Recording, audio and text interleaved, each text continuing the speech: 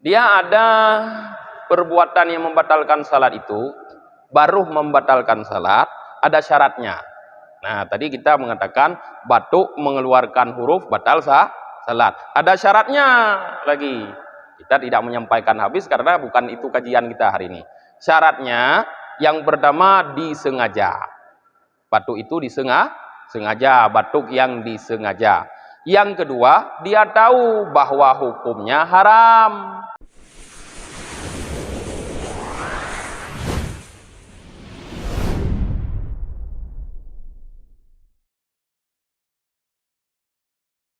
Asyhadu an la ilaha illallah wahdahu la syarika lah wa asyhadu anna Muhammadan abduhu wa rasuluhu la nabiyya ba'dah. Allahumma salli wa sallim wa barik ala Muhammad wa ala alihi wa sahbihi ajma'in, amma ba'd. Allahumma 'allimna ma jahilna wa dzakkirna ma nasina wa fahhimna ma lam nafham.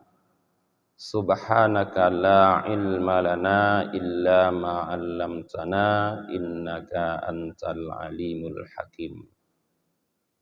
Rabbi shrah li sadri wa yassir li amri wahlul 'uqdatam min lisani yafqahu qawli. Qala al-musannifu rahimahullahu ta'ala wa nafa'ana bihi wa bi'ulumihi wa barakatihi amin ya rabbal alamin. Faslun fi syurutis salah. Asyartu ma yatawaqqafu alaihi sihhatus salah wa laysa minha. Fasal tentang syarat-syarat salat. Syarat adalah barang yang terhenti. Syarat salat adalah barang yang terhenti di atasnya sah salat, tetapi dia bukan bahagian dari salat. Jadi para jemaah yang dirahmati oleh Allah, pagi ini kita akan mengkaji dengan kajian kita yaitu syarat-syarat salat.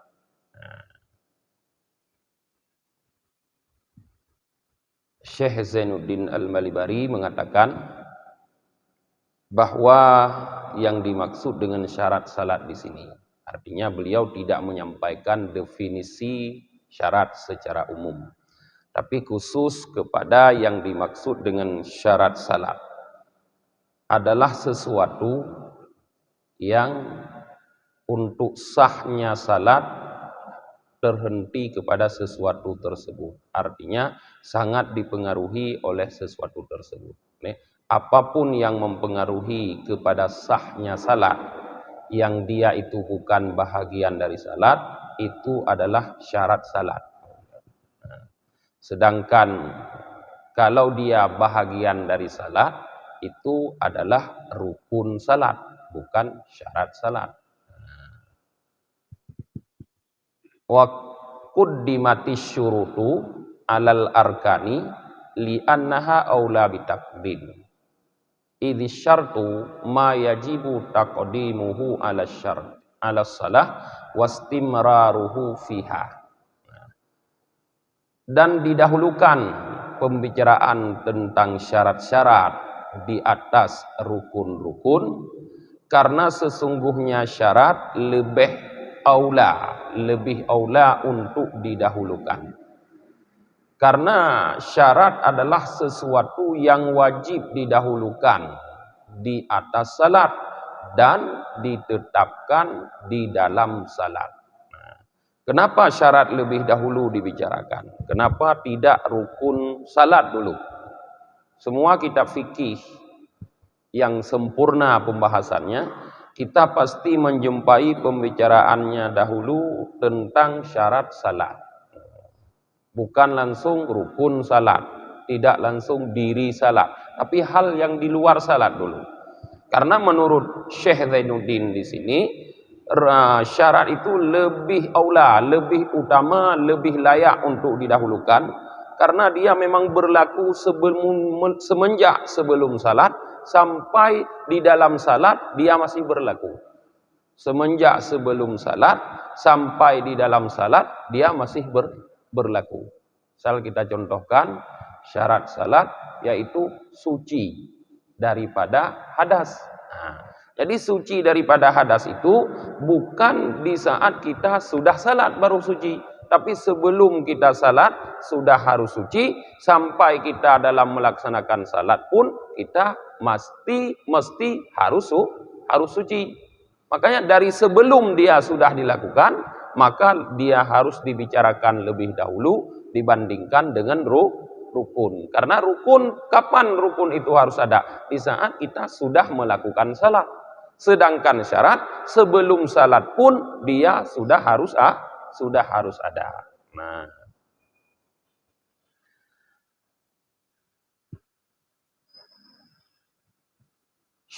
Syekh Bakri Syatta membagi syarat kepada dua bahagian. Beliau mengatakan, wa'lam anna syuruta qismani, qismun yu'tabaru qabla syuru'i fiha wa yustashabu ila akhiriha, wa qismun yu'tabaru ba'da syuru'i wa yustashabu katarkil af'al wa tarkil kalam wa tarkil aqli. Syekh Bakri Syatta mengatakan bahwa syarat-syarat terbagi ke dalam dua kelompok. Syarat-syarat salat terbagi dalam dua kelompok. Ada satu kelompok yang dia dilakukan semenjak sebelum masuk dalam salat dan sampai di dalam salat. Ada satu kelompok lagi dia dilakukan ya setelah masuk dalam salat. Jadi ada syarat yang semenjak sebelum salat sudah harus kita lakukan, ada syarat yang setelah masuk ke dalam salat baru kita lakukan. Jadi Syekh Bakri Syatta mengungkapkan ini karena di dalam Fathul Mu'in Syekh Zainuddin Al-Malibari tidak mengungkapkan. Syekh Zainuddin Al-Malibari di dalam kitab Fathul Mu'innya yang kita baca, beliau hanya mengungkapkan syarat yang semenjak belum salat sudah dilakukan sampai tetap dia harus ada di dalam salat sampai habis salat. Nah, ditambah oleh Syekh Bakri Syatta, bukan cuma itu syarat salat, tetapi ada lain lagi. Ada syarat yang di dalam salat baru kita lakukan. Mulai dari takbiratul ihram sampai dengan salam, syarat itu ada. Apa itu? Beliau katakan, katarkil af'al, kata beliau, seperti meninggalkan melakukan perbuatan. Nah, maka para ulama mengatakan melakukan perbuatan di dalam salat itu bisa merusak salat. Karena syarat salat meninggalkan perbuatan. Perbuatan apa? Perbuatan yang tidak termasuk bahagian dari salat. Dalam salat berapa cuma ada perbuatan yang wajib? Perbuatan yang wajib dalam salat cuma 6 para jemaah. Perbuatan yang maksud zawahir, perbuatan anggota zahir. Karena semuanya perbuatan dalam salat 8. Kalau dari 13 rukun salat, perbuatan semuanya dalam salat ada 8. 6 perbuatan anggota zahir, 2 perbuatan anggota batin, sedangkan 5 lagi untuk menyempurnakan 13 adalah perkataan. Sehingga rukun salat itu 13 dibagi dalam 3 kelompok. Yang pertama disebut dengan rukun qauli, ada 5 jumlahnya, yaitu takbiratul ihram, Fatihah, kemudian tahiyat akhir, membaca tahiyat akhir tersebut, lafaz tahiyat akhir mulai dari at-tahiyatul ya sampai dengan syahadah, kemudian salawat, kemudian salam. Cuma itu yang rukun dalam salat. Nah, kemudian 6 lagi, 5 tambah 6 lagi, 6 adalah rukun fi'li yang zahir. Mana? Yaitu berdiri tegak, berdiri betul, ruku, sujud, i'tidal, sujud, duduk antara dua sujud, kemudian duduk tahiyat akhir. 6. Sudah 11. Ditambah 2 lagi, rukun fi'li yang batiniyah, atau disebut rukun qalbi, rukun hati, perbuatan hati. Fi'li karena perbuatan. Siapa yang melakukan? Hati, perbuatan hati. Ada 2, yaitu niat dan tertib. Nah, sempurnalah 13 rukun salat. Nah, jadi perbuatan yang boleh dilakukan dalam salat, ya perbuatan salat. Selain perbuatan salat itu harus ditinggalkan. Nah, berarti perbuatan salat itu tadi apa? Perbuatan salat berdiri, berdiri betul. Jadi berdiri untuk salat. Nah, kemudian ruku, i'tidal, sujud, duduk antara dua sujud, duduk tahiyat akhir. Itu perbuatan salat. Perbuatan-perbuatan lain yang tidak merupakan perbuatan salat, juga bukan merupakan perbuatan yang sunnah dalam salat, harus itu bisa merusak salat. Dalam mazhab Syafi'i disebutkan berturut-turut melakukan perbuatan 3 kali secara berturut-turut yang bukan perbuatan salat, itu merusak salat, membuat salat batal. Misalnya seperti melangkah ke depan, melangkah ke belakang, melangkah ke samping. Itu bukan perbuatan salat. Kalau dilakukan 3 kali berturut-turut batal. Termasuk apabila perbuatan itu perbuatan sunat, juga dihitung sebagai yang membatalkan kalau 3 kali berturut-turut. Misalnya yang sunnah, di saat kita membaca takbiratul ihram, kan sunat mengangkat tangan. Sunat mengangkat tangan. Ada beberapa hadis riwayat yang berbeda. Ada yang seperti ini, ada yang seperti ini. Ya. Itu terserah, nggak apa-apa. Semua ada hadisnya. Sunnah mengangkat tangan. Tapi kalau di saat mengangkat tangan sampai bergerak kita dianggap berturut-turut 3 kali bergerak, juga membatalkan salat. Walaupun itu adalah perbuatan yang disunahkan. Jadi mengangkat tangan yang sunnah itu pun harus hati-hati. Allahu Akbar. Ini masih dianggap 1 gerak. Kalau ditambah lagi langsung Allahu Akbar, langsung gatal rupanya, garuk ke sini. Langsung gatal lagi, garuk ke sini. Artinya berturut-turut 2 kali perbuatan yang tidak ada dalam salat, ditambah 1 perbuatan sunnah, sudah jumlah 3 kali. Batal salat para jemaah. Jadi meninggalkan perbuatan itulah merupakan syarat salat yang berlaku di dalam salat. Itu yang pertama.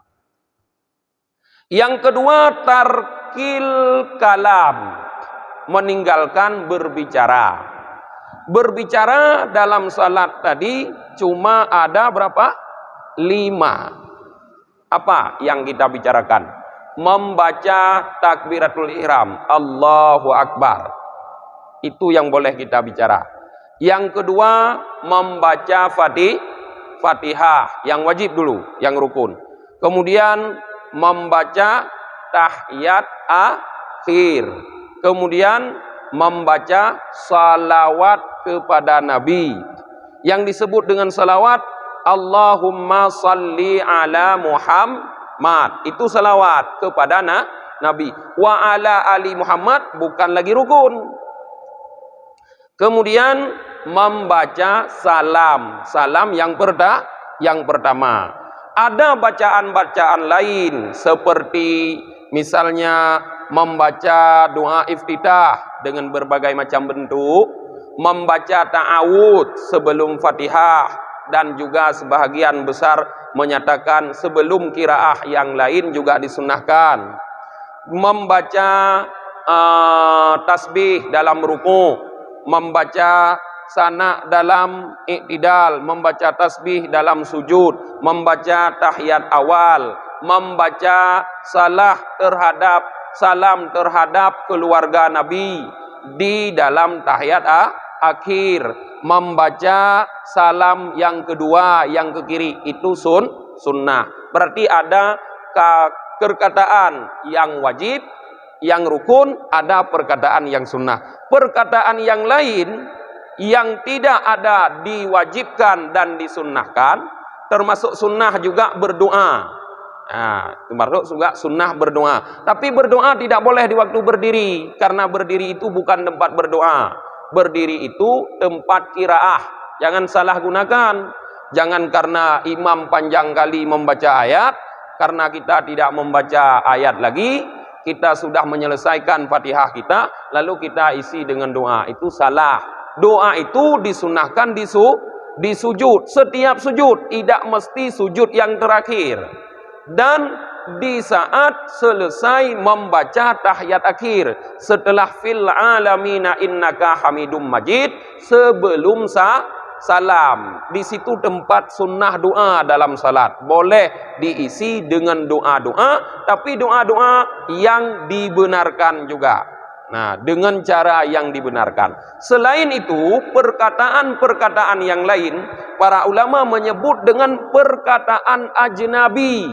Artinya yang asing, bukan perkataan bahagian dari salat. Dapat membatalkan salat. Sekalipun perkataan itu cuma keluar beberapa huruf, tidak banyak. Sekalipun beberapa huruf, beberapa huruf yang punya makna. Bahkan sebahagian besar para ulama dalam mazhab Syafi'i mengatakan, sekalipun satu huruf tapi punya makna. Seperti satu huruf tapi punya makna, seperti dalam Al-Quran nun. Satu huruf tapi ada makna. Begitulah kalau kita berbicara dengan kalimat yang bukan bahagian dari tadi, dari salat. Satu huruf tapi punya makna, membatalkan salat.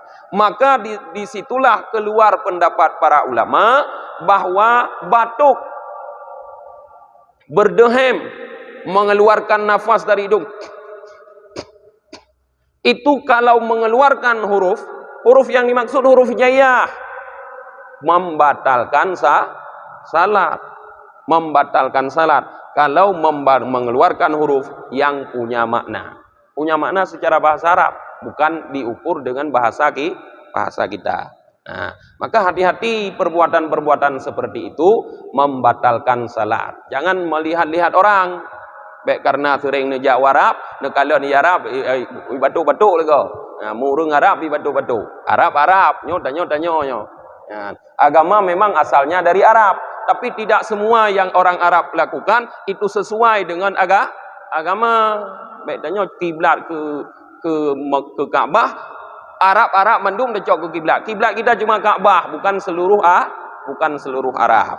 Nah, kemudian yang ketiga, tarkil akli, meninggalkan makan. Di sini termasuk minum, meninggalkan makan minum. Jadi kalau kita sudah mengucapkan takbiratul ihram, semua perbuatan makan dan minum itu sama sekali tidak ada lagi. Tidak boleh lagi, haram hukumnya. Dan di dalam salat tidak ada bahagian salat yang dia bahagian dari makan dan minum. Kalau datuk tanya ya kan, ana bak rukun salat yang nak makan, ana bak rukun salat yang nak minum. Maka kalau sedikit saja termakan atau terminum, batal salat. Pasti batal salat.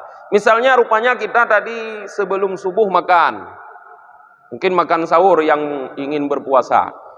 Nah, rupanya setelah makan sahur tidak bersih menggosok gigi atau tidak mencongkel gigi, sehingga sisa makanan ada di celah-celah gigi. Di dalam waktu salat, sisa makanan itu dia congkel dengan lidah, lalu dia masukkan ke dalam kerongkongan, masuk ke perut, batal salat. Atau misalnya kita Gusi kita agak berdarah sedikit. Berdarah sedikit. Padahal darah sedikit itu termasuk najis yang dimaafkan. Darah kita yang sedikit termasuk najis yang dimaafkan. Darah gusi juga seperti itu. Tapi kalau itu ditelan, membatalkan salat karena dianggap sudah makan, sudah minum dianggap. Nah, jadi hati-hati para jemaah. Jangan makan, jangan minum dalam salat. Sampai kepada itu disebut makan minum. Tidak mesti minum banyak seperti ini. Nah, sebenarnya Syekh Bakri Syatna juga menyatakan masih ada lain syarat salat selain yang beliau sebutkan tadi, yang akan disebutkan oleh Syekh Zainuddin Al-Malibari nanti, yaitu Islam, ya, tamyiz, ilmu bi fardiyatiha wa kaifiyatiha, wa tamyiz faraidhiha min sunaniha. Tetapi beliau katakan ini tidak perlu disebutkan juga nggak apa-apa, karena ini bukan syarat khusus, ini syarat umum. Karena Islam itu tidak hanya pada salat, semua ibadah disyaratkan Islam. Jadi tidak perlu dibahas, kata beliau. Nah, jadi para jamaah, kita kembali lagi bahwa syarat salat dapat dikelompokkan dalam dua kelompok. Ada syarat yang sebelum salat sudah kita lakukan, sampai di saat kita salat dia masih tetap harus ada, masih berlaku. Ada syarat satu kelompok lagi kita lakukan setelah kita masuk dalam salat. Sebenarnya ini bukan melakukan, cuma meninggalkan kelakuan. Meninggalkan berkata-kata, meninggalkan makan minum, meninggalkan bergerak tadi. Nah, kembali lagi kepada kitab Fathul Mu'in. Syurutus salati khamsatun. Syekh Zainuddin mengatakan syarat-syarat salat ada 5, kata beliau. Nah, kenapa cuma 5 beliau ungkapkan? Karena yang tadi tidak beliau jelaskan. Nah, yaitu meninggalkan makan minum tadi tidak beliau jelaskan. Beliau hanya menjelaskan kelompok syarat model pertama, yang sebelum salat sampai selesai salat dia ada. Ahaduha taharatun an hadasin wa janabatin. Salah satunya 5 adalah suci daripada hadas dan janabah. Secara bahasa sebenarnya para jemaah janabah hadas juga. Tapi Syekh Zainuddin di sini ingin menggambarkan dengan kalimat hadas, hadas kecil, dengan kalimat janabah, hadas besar. Walaupun sebenarnya sebahagian ulama lagi, janabah itu bukan hadas besar, tapi hadas pertengahan. Ada para ulama yang mengelompokkan hadas 3 kelompok. Hadas kecil, hadas pertengahan, hadas besar. Nah, hadas kecil apa? Yaitu hadas kecil yang mewajibkan wudu. Banyak, nanti kita akan kaji apa-apa saja. Yang kedua, hadas pertengahan, tidak kecil, tidak besar, yaitu junub atau janabah. Yang ketiga, hadas besar, haid, termasuk di sana nifas. Kecil dan besarnya suatu hadas ini dikelompokkan suatu hadas kepada kecil, besar, dan pertengahan ditinjau dari segi banyak sedikitnya perbuatan yang haram dilakukan dengan sebab berhadas tersebut. Misalnya sebab keluar angin. Yang haram dengan sebab keluar angin apa? Salat, ya kan? Haram salat. Apalagi haram menyentuh mashaf. Nah, mashaf itu apa? Mashaf itu tempat yang pada tempat tersebut ditulis Quran. Jadi jangan kita memahami mashaf cuma yang ada di rak-rak itu. Kalau di HP kita, di saat itu muncul Quran, misalnya aplikasi yang sedang kita buka Al-Quran, maka yang lain kan hilang, tidak? Maka HP itu di saat itu mashaf, tidak boleh dipegang dalam keadaan kita sudah keluar angin, haram. Nah, misalnya, apalagi membawa mashaf, memegang tidak boleh, membawa juga haram. Itu dengan sebab keluar angin. Rupanya tidak terlalu banyak yang haram. Sehingga karena tidak terlalu banyak yang haram dengan sebab dia, maka hadas keluar angin itu dikelompokkan kepada hadas kecil. Kalau haramnya bertambah lagi, dikelompokkan dalam hadas pertengahan. Nah, bertambah lagi, selain haram yang tadi, haram salat, haram menyentuh mashaf, haram membawa mashaf, rupanya dengan sebab berhadas itu tambah lagi haramnya, haram membaca Quran. Membaca Quran pun sudah haram. Haram menetap di dalam masjid, duduk di masjid seperti ini haram. Apa itu? Yaitu janabah, orang yang sedang berjunub haram membaca Quran, haram menetap dalam masjid. Kalau berjunub keluar terus dari masjid, tidak boleh duduk lagi masjid. Bertambah lagi haramnya, tapi masih juga belum terlalu banyak, dianggap hadas pertengahan. Kalau haramnya bertambah lagi, bukan cuma haram duduk dalam masjid, melintas saja di dalam masjid ini haram kalau takut melumuri masjid. Nah, bahkan haram ibadah, haram puasa, ya kan? Haram puasa lagi. Makin banyak bertambah haram, maka hadas itu disebut hadas besar. Yang banyak sekali haram dengan sebab kita berhadas itu hadas apa? Orang perempuan, yaitu hadas keluarnya haid. Maka haid itu dianggap hadas besar karena semakin banyak yang haram dengan sebab haid. Bahkan berjima pun haram.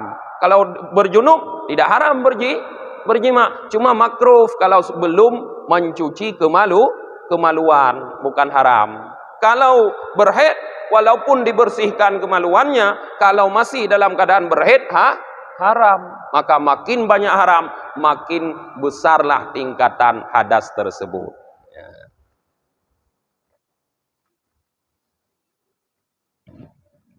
Jadi hadas para jamaah tadi ada 3 kelompok. Jadi di sini Imam Zainuddin Al-Malibari mengatakan bahwa syarat salat yang pertama adalah suci daripada 3 kelompok hadas tadi. Tapi beliau kalau kita lihat dari ibaratnya termasuk orang yang membagi hadas kepada 2 kelompok, kecil dan besar. Maka hadas pertengahan janabah dimasukkan ke dalam kelompok besar. Jadi kita simpulkan berarti syarat sah salat adalah suci daripada hadas kecil dan hadas besar. Itu yang pertama. Jadi di saat kita mau salat, sebelum melakukan salat, yaitu sebelum melakukan takbiratul ihram, maka kita harus memastikan bahwa diri kita sudah suci daripada hadas-hadas yang kita sebutkan tadi. Sudah suci daripada hadas kecil. Kalau kita ikut Syekh Zainuddin 2 kelompok, sudah suci dari hadas besar. Biasanya bala tu itu gentur kada semayang laju.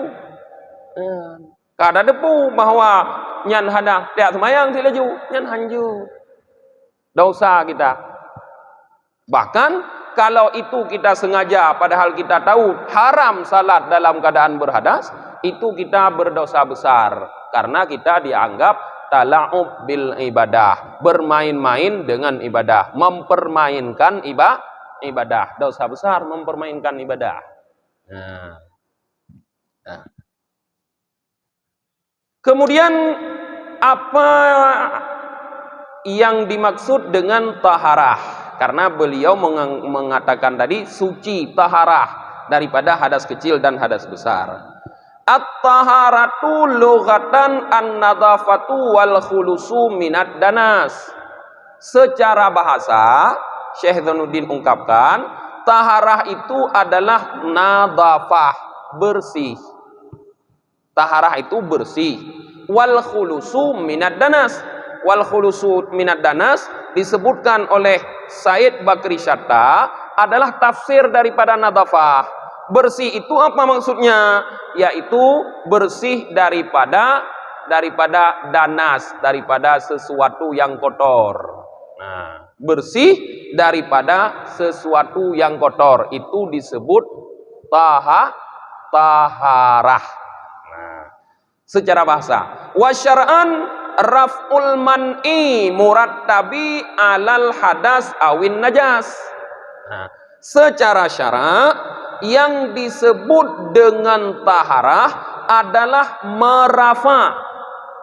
Rafa bahasa kita mengangkat, man'i artinya yang menegah salat. Yang menegah salat itu yang tertib di atas hadas atau najis. Artinya taharah itu merafa hadas dan najis. Walaupun di sini disebut rafa, nanti pemakaian kalimat yang tepat untuk najis sebenarnya bukan rafa, tapi izalah. Hadas rafa, najis izalah kalimatnya. Karena rafa itu maknanya angkat, mengangkat. Yang diangkat apa? Hukumnya. Hukum daripada hadas apa? Tidak sah ibadah. Jadi hukum tidak sah itulah diangkat dengan bersuci, yaitu berwudu dan mandi. Jadi wudu itu mengangkat hukum tidak sah salat.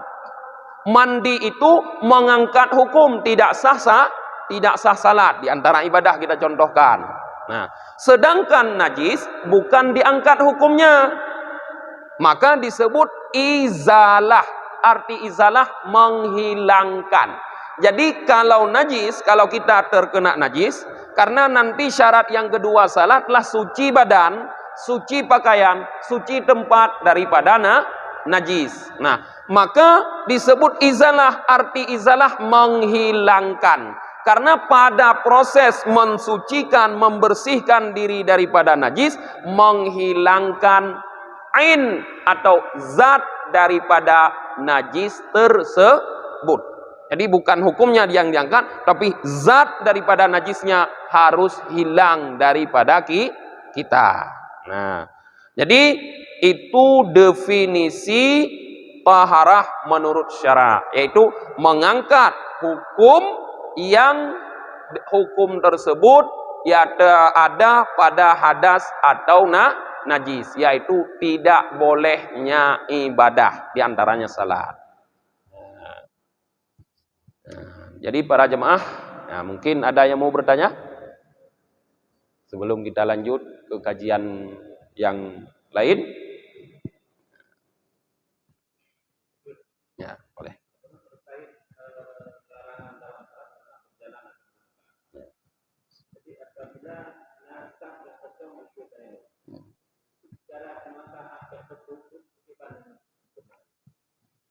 Kalau saf yang kosong di depan, kita yang mengisi dari belakang, maka melangkahlah seperti biasa. Jangan langkah terlalu besar. Melangkah seperti biasa aja. Tapi jangan sampai berturut 3 kali. Artinya melangkah 2 kali dulu. Berhenti. Nah, berhenti 2 kali. Misalnya kita berdiri seperti ini. Gerakkan langkah 1, kemudian 2, berhenti. Karena ini dianggap 2 langkah. 1, 2, berhenti. Belum sampai. Setelah berhenti sebentar, baru bergerak lagi. 1, 2. Nah, mungkin apa sudah sampai apa belum? Kalau belum, setelah berhenti dulu, baru bergerak lagi. 1, 2. 3 kali pasti sudah sampai. Karena antara satu saf dengan saf yang lain tidak terlalu jauh. Antara satu saf dengan saf yang lain dibenarkan jauhnya maksimal 3 hasta. 3 hasta. Lebohah bahasa Aceh. Kon hahabah. 3 hasta. Hasta ini 3 hasta. Jadi 3 hasta. Hasta yang dimaksud hasta mutawasitah, hasta pertengahan, bukan hasta orang pendek, bukan hasta orang yang terlalu tinggi, hasta orang pertengahan. Pertengahan bukan pertengahan orang Indonesia, pertengahan orang di dunia. Nah, Nyok pertengahan orang Indonesia 170 tingginya pertengahan Indonesia, tapi di dunia sudah dianggap pendek. Ya, dan hana dianggap pendek lah, hana dianggap stunting lah 170. Munyo di dunia yang kad dianggap stunting 170. Nah, mungkin pertengahan di dunia 180 antara 190, karena ada orang yang lebih 2 meter tingginya kan. Ini awak main basketnya 2 meter lebih menyahangi. Hangum tuh di tagalan ada awaknya nih tanya. Nah, enak. Jadi hasta orang itulah, kalau satu hasta mungkin 60 cm, ya 60 lah kalau mungkin, atau 50 cm, berarti 3 hasta paling jauh dari satu saf ke saf yang lain 1,5 meter kalau 50. Nah, sebenarnya untuk dari tempat kita berdiri kepada penghabisan saf kita, atau imam misalnya seperti ini apa namanya? Ini sunnah, namanya sutrah. Kalau kita salat sendiri, sunnah di depan kita juga kita buat kayu seperti ini. Misalnya yang ada botol air ini, taruh botol air di depan. Nah, berarti kalau kita salat di sini, taruh botol air di depan di sini. Nah, ini adalah batas orang salat. Orang kalau mau lewat depan ini boleh. Tapi kalau di sini, inilah yang tidak boleh lewat. Yang tidak boleh lewat di sini. Ini boleh. Ini tanda batas kekuasaan orang salat. Disebut sutrah, sunnah, membuat sutrah. Nah, jadi ini bahagian dari sunnah, membuat sutrah. Saf kita semua ini sutrahnya sutrah imam, batasnya batas imam. Di depan itu boleh orang lewat.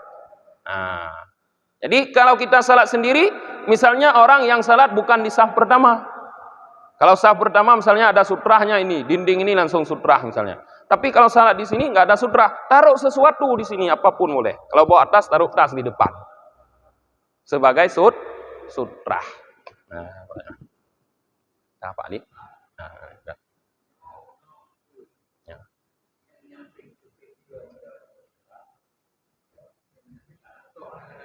ya. Melangkah juga yang perlu diperhatikan, jangan berturut-turut 3 kali. Berarti kalau melangkah ke samping seperti ini kita.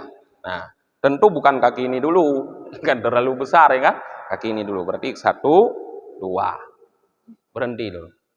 Sudah berhenti sebentar, baru 1, 2 lagi. Seperti itu. Pokoknya jangan 3 kali berturut-turut.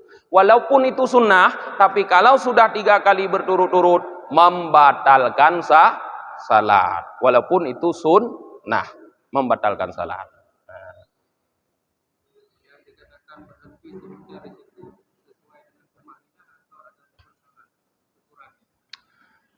Sesuai dengan tumak ninah, yaitu 1 helaan nafas. 1 helaan sudah dianggap berhenti sebentar. 1 helaan nafas. Nah, bukan ukuran 1 rukun. Tumak ninah sebenarnya rukun, ya 1 rukun, 1 rukun juga. Tumak ninah rukun, ya, rukun. Ya. Lain ada lagi? Dalam pertanyaan? Larano ana? Pangkuliman. Nah, pertanyaan ana? Anak dengar juga? Ya, pas. God. Nah. Dalam salat terjadi batu yang bersih yang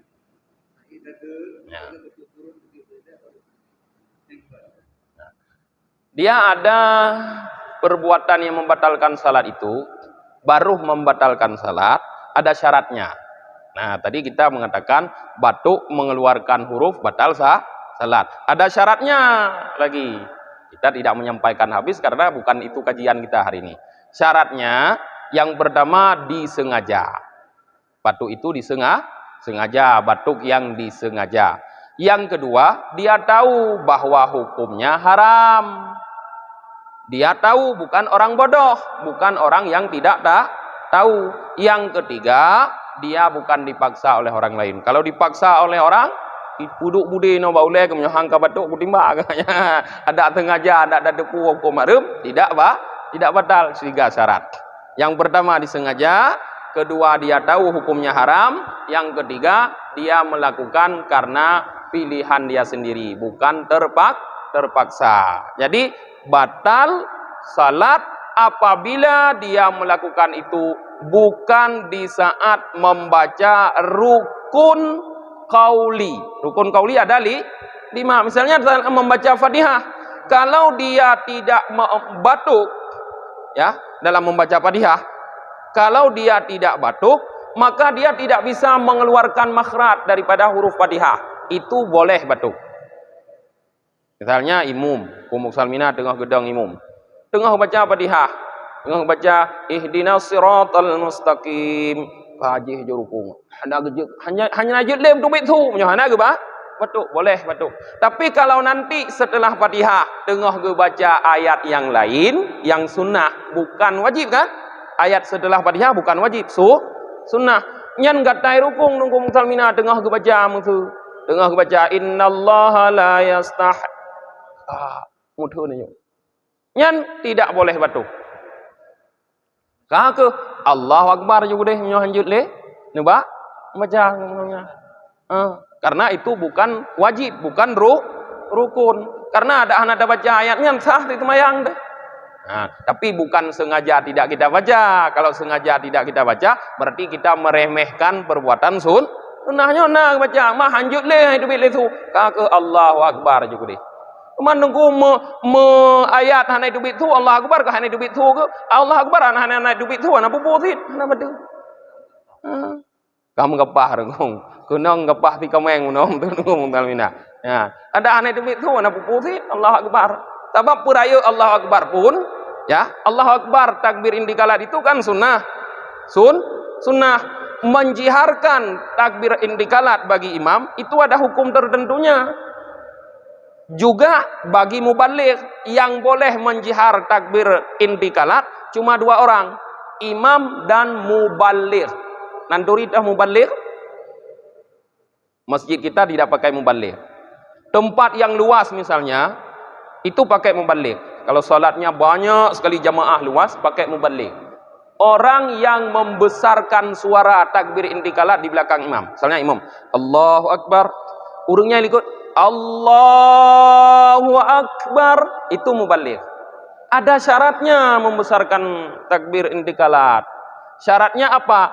Dia di dalam hatinya niatkanlah itu sebagai zikir. Di dalam kitab I'anatul Talibin, Said Bakri Syatta menyebutkan 4 surah, 4 persoalan pada membesarkan takbir intikalat oleh imam. Yang pertama, sepakat ulama batal salat. Kalau imam membesarkan, menjaharkan takbir intikalat dengan niat di dalam hatinya memberitahukan kepada makmum bahwa dia sudah berpindah dari satu rukun ke rukun yang lain, disebut tanbih. Itu sepakat ulama batal salat. Mau menyokatung ku imam batu dan nyolain pun dan begah lah. Apa hana ada baru ini nyoga? Hana ada debu, katanya mandom batu. Mah hana ada debu dengko imam batu. Tanggo ngonya ora dudo. Nah, kum talmina berat tu kahnya. Mun bekiran imam mudah berat tu kah imam. Nah, yang pertama, yang kedua, ikhtilaf ulama tentang batal dan sahnya, yaitu seorang imam atau mubaligh membesarkan suara, yaitu menjiharkan suara saat takbir intikalat, nah, dengan tanpa ada niat apapun. Allahu Akbar, lama te ketaputan nganyan. Anak ni lagi tak nyobe, anak ni lain nanti ketaputan. Basah, basit, terhampar, tidak ada niat apapun. Itu ikhtilaf ulama tentang sah dan batalnya salat. Ulama mutakaddimin, artinya ulama generasi awal, menyatakan batal salat tanpa ada niat zikir dalam takbir intikalat. Ulama generasi kemudian, yaitu ulama mutakhirin, mengatakan sah salat. Ikhtilaf ulama. Ulama mutakhirin karena menganggap sangat sukar itu. Jadi kalau tidak benar-benar fokus dalam salat, tidak benar-benar khusyuk, fokus itu khusyuk bahasa lainnya, pasti lupa niat di dalam takbir intikalat. Sehingga menyotadang ngerak pendapat ulama mutakaddimin, ka batu semayang. Mantap, boh masjid itu batu semayang. Nah. Yang ketiga, Dan yang keempat, sah salat. Yang ketiga mana? Di dalam takbirat indikalat tersebut Allahu Akbar, imam atau muballigh yang disunnahkan menjihar suara tadi, mereka meniat zikir. Jadi di saat Allahu Akbar, niat dalam hatinya sebagai zikir. Itu sah salat. Sepakat ulama. Yang keempat, di saat membaca takbir indikalat Allahu Akbar, imam dan makmum meniat dalam hatinya zikir sekaligus pemberitahuan kepada makmum bahwa dia sudah berpindah dari satu rukun ke rukun yang lain. Artinya zikir dan tanbih. Sepakat ulama sah salat. Yang batal cuma satu yang sepakat ulama. Hanya niat dalam hati memberitahu kepada makmum bahwa dia berpindah dari satu rukun ke rukun yang lain. Yang pendang imum ne ingat begot hat. Ana mencih dengko bang salmina kadang kita nyon nasi tadang imum di rumah. Ana mesti masjid tempat tadang imum. Masjid anda jui danyo. Guradat fu de maled. I rumah panen maleng ngorino. Ngorino nyo hana ne jak masjid tadang imum dan sembahyang luar. Ka tadang imum sama di hukum. Ana mesti dang imum di masjid. Ada dang imum di rumah hukumnya tetap berlaku. Iyo yang jadi persoalan belen ngomongna. Yang jadi persoalan yang sunat jihar cuma imam sama muballigh. Nyo yang lain pupasai jihar. Nyo yang hirundo. Imam Allahu Akbar ayo. Ilikot pina urang dang imam lain. Nah Allahu Akbar ayo. Nyan menyona Rasulullah. Yo masa Rasulullah dia sembahyang gejeng ulikot danyo. Sa dang imam tanya ilikot long lain. Nah, maka hati-hati. Jangan jadikan anda imam KW di belakang imam ori. Nah, imam ori no gedong. Ya imam kawe liko-liko lain dong bahaya dah imam kawinya. Imam palsu.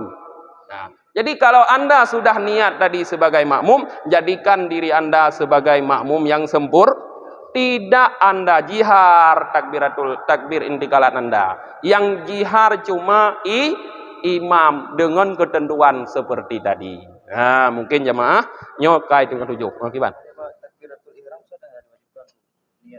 Tidak, karena itu rukun.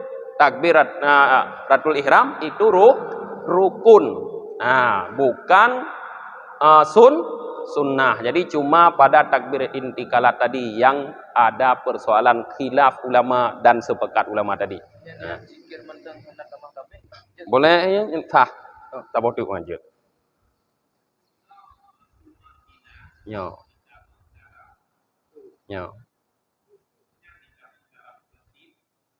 Tidak. Beda. Munyo urang gebileng rukun mayang leblah nyan tumak ninah kagem tamong dalam tempat tumak ninah. Tempat tumak ninah dalam rukun ruku. Berarti ada ruku beserta tumak ninah. Dalam iktidal berarti teh hitung iktidal beserta tumak ninah. Pada sujud dihitung tumak ninah beserta sujud. Berarti kainan pada duduk antara dua sujud kainan nyan munyo yang hitung 13. Apabila mengeluarkan tumak ninah 4 itu 13 tambah 4 jadi 17. Kamu tak maklum nyan cara menghitung terserah. Pokoknya semuanya harus ada. Nyan beda-beda cara menghitung. Coba? Kabeh? Tutup pengajian tanya kan? Karena kait dengan 7, tutup dengan kita baca doa akhir majelis. Subhanakallahumma wa bihamdika wa nasyhadu an la ilaha illa anta wa nastaghfiruka wa natubu ilaik. Subhana rabbika rabbil izzati amma yasifun. Wassalamun alal mursalin walhamdulillahi rabbil alamin. Sallallahu ala Muhammad sallallahu alaihi wasallam. Sallallahu ala Muhammad sallallahu alaihi wasallam. Sallallahu ala Muhammad ya Rabbi salli alaihi wasallim.